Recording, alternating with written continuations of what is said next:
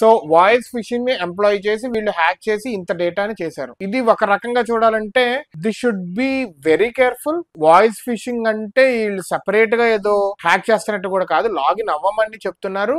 మాట్లాడే వాళ్ళు చాలా జాగ్రత్తగా ఉండాలి అండ్ దీనికి తగ్గ రెమెడీస్ కూడా తీసుకురావాలి. ఎందుకంటే ఇంత డేటా లీక్ అవుతుందంటే వీళ్ళు ఏమంటున్నారంటే ఈ డేటా ఏమైనా సెన్సిటివ్ డేటా అంటే కాదు, ఫ్యూచర్ సోషల్ మీడియా క్యాంపెయిన్స్ ఇవన్నీ రన్ చేసే డేటా అని అంటున్నారు. కానీ సమ్ టైమ్స్ సెన్సిటివ్ డేటా కూడా లైక్ క్లయింట్స్ సెన్సిటివ్ డేటా కూడా లీక్ అయ్యే అవకాశాలు ఉన్నాయి. అలా లీక్ అయితే కనుక కంపెనీకి పెద్ద తలనొప్పి వస్తుంది అండ్ కోట్ల కొద్ది నష్టపరిహారం కట్టాల్సి ఉంటుంది. సో ఇలా హ్యాక్ చేస్తున్నారంటే వాళ్ళు వైట్ హ్యాకర్స్ అయితే కనుక they will not tell others, company details ఇవన్నీ బయట పెట్టరు. వీళ్ళు బ్లాక్ హ్యాకర్స్ అయితే కనుక ఖచ్చితంగా ఈ డేటాను మిస్యూజ్ చేస్తారు. వీళ్ళు ఇంకా షైనీ హంటర్స్ వాళ్ళు ఒక వెబ్సైట్ ని క్రియేట్ చేసి దాంట్లో ఈ డేటా మొత్తాన్ని పెట్టేద్దాము అన్న ప్లాన్ లో అయితే ఉన్నారు. అది జరిగితే కనుక కంపెనీలు పరువు పోయినట్టే అండ్ సేల్స్ ఫోర్స్ సిఆర్ఎం వీళ్ళు హ్యాక్ చేస్తున్నారు కాబట్టి సేల్స్ ఫోర్స్ వాళ్ళకు కూడా ఒక పెద్ద ప్రాబ్లం వచ్చి పడినట్టే if when they are doing this. Companies and conglomerates and such big CRMs అనేవి చాలా జాగ్రత్తగా చాలా సెక్యూర్డ్ గా ఉండాలి. ఇలాంటి హ్యాకర్స్ ఏమైనా హ్యాక్ చేయడానికి ట్రై చేసినా కానీ ఇట్ షుడ్ బి